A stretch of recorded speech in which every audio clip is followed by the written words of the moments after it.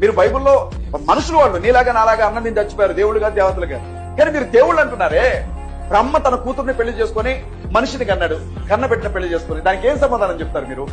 వాళ్ళు దేవుళ్ళని మీరే ఒప్పుకుంటారు, మళ్ళీ ఆ దేవుళ్ళని మనుషుల రిలేషన్స్ తో లింక్ చేసి ఇలా చేశారు అలా చేశారు అంటారు. బ్రహ్మ కూతురుతో బిడ్డను కన్నాడా అంటే ఇప్పుడు సరస్వతీదేవి బ్రహ్మ కూతురని, తర్వాత బ్రహ్మ సృష్టించిన మనువు వీళ్ళందరూ కూతురుతో కన్నాడు అని మీరు ఒకటి అల్లేసుకున్నారు. ఇప్పుడు బ్రహ్మ మానస పుత్రిక అంటే ఆయన బుద్ధి నుండి పుట్టింది అని. ఆయన బుద్ధి నుండి ఏం పుట్టింది? జ్ఞానం. ఆ జ్ఞాన స్వరూపం సరస్వతీదేవి.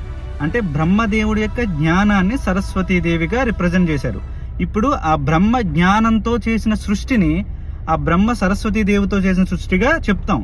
అంతేగాని అది మనలాగా సరస్వతీదేవి కూడా మనలాగా ఒక స్త్రీ, బ్రహ్మదేవుడు సంసారం చేస్తే పుట్టాడు, అది మూర్ఖత్వం. నీకు తత్వం అర్థం కాదు, ఆ వెనకన్న అంతరార్థం అర్థం కాదు.